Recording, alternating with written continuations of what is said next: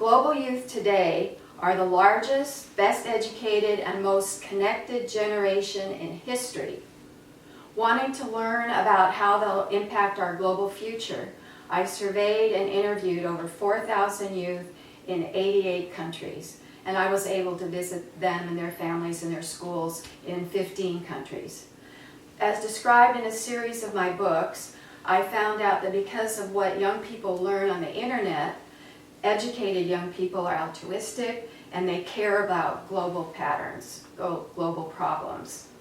However, young people in rural areas often are left out of this information access, and they don't know about issues like even global warming.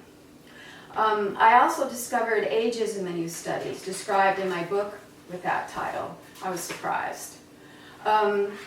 So young people view governments as corrupt, with politicians controlled by lobbyists.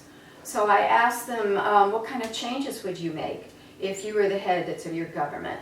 And speak out, young people, that's what I call them. Their goals are: government should pay attention to youth issues such as better education, listen to youth, and children's rights, 21%.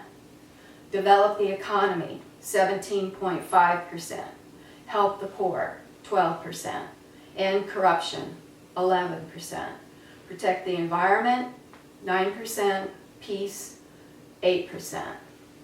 But most of all, they fault the neoliberal economic system for growing inequality, and they suffer from widespread and underemployment and increasing college tuition costs. So, since 2011, young people have led over 44 uprisings against growing economic inequality, and I list those uprisings on the book website. I was also interested in finding out, as they're leading this global wave of uprisings, what kind of tactics do they use? What's their style? And I discovered their issues aren't single. Like in the old days of activism, a union might lead demonstrations for increased wages, but they're intersectional. They're interested in a variety of issues, as we've seen, for example, in the women's marches that followed the Trump inauguration. Over 500,000 people around the world, 1 million in DC. They're influenced by feminism and anarchism and how they do their organizing with consensus decision-making and distrust of strong alpha leaders. They're prefigurative. As they formed camps in occupied city areas, they provided free childcare, libraries, counseling, gardens, music, entertainment, and other kinds of services for free. Who inspired them? Where are their models for how to do this kind of egalitarian organizing? Probably the most famous are the Zapatistas in Chiapas, Mexico.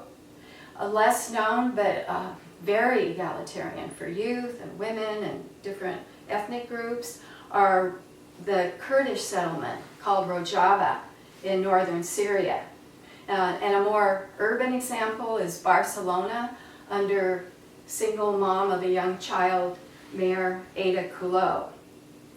So they've made these changes, they've expelled dictators who ruled for decades. What are the weaknesses in their organizing? The deficits are a lack of a systematic, long-term plan for implementing change so that strong forces like the military don't take over.